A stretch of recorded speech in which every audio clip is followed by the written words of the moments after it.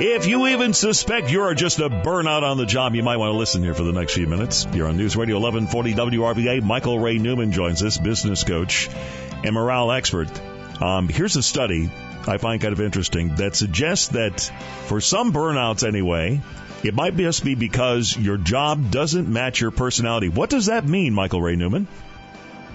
Well, that is true. There's 4 types of personalities, and it's really easy now to get personality assessments if you're an employer giving them one to an employee, or if you're just someone who wants to kind of figure out what kind of personality type you have.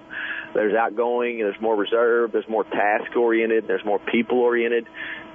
So a lot of times, and if you give someone that's really outgoing, like talking to people, if you give them a position back in the storage closet, taping boxes together, they're not going to be very happy very long.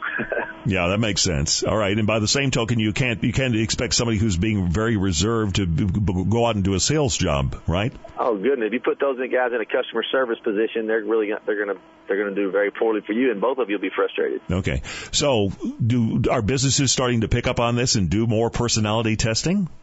You know what, really, we do a lot of training in ZIGLAR, especially now because there's a lot of hiring going on because there's more customers coming back and businesses are thriving again.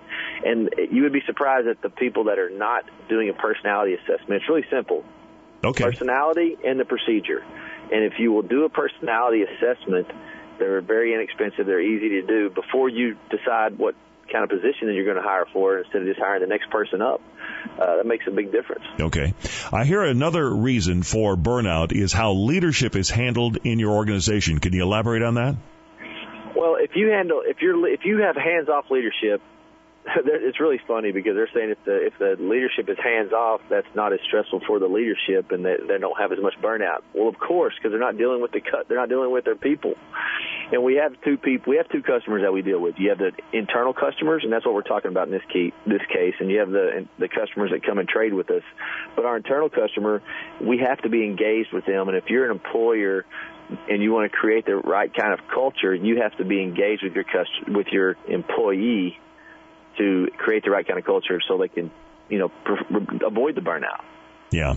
I'm thinking, too, that you have leadership sometimes that is overly involved, who gives you tasks and jobs to do, but then doesn't really let you do it because they're too busy hovering over every move that you make and aren't giving you any autonomy to make decisions. That you're right. It does go extreme the other way as well. The micromanager definitely it creates burnout quicker than anything. Okay. Now, in your world, how do you describe burnout, Michael Ray Newman? Well, how does burnout manifest itself? Well, this is what you really need to look for, because that's a really good question. If you see yourself snapping at your kids right when you get home or right when you're about to leave, or you fight with your spouse and then afterwards, hindsight, you look back and it was really for no reason at all, what is really causing you the anxiety? That's a big tell sign as to finding out what the anxiety was. If you don't sleep very well, you're losing sleep. Why are you losing sleep? I mean, if you're creating bad eating habits at work, why is that? Is it comfort food? And if you're doing that, a lot of times it's because of burnout. Okay. All right. And what can employers do if they start to recognize that some of their employees are going through this? I mean, do you just throw a vacation at them? How do you deal with it as an employer? I wish it was that easy. But really, they need to have somewhere they can go in their HR department or outside and give them tools to cope. We do a lot of training with ZIGLAR that come in and we do coping tools on how to have a balanced life, because balance doesn't come anymore in a day. We used to go to work for 8 hours, come home and eat dinner with the family and watch TV and then get 8 hours of sleep. Well, that world doesn't exist anymore. Balance comes in seasons a lot of times. And set boundaries as you set that balance is when receive the emails, take a look at them, let yourself look at the text message emails, but don't respond to them till the next morning in work hours when you're at home. Okay.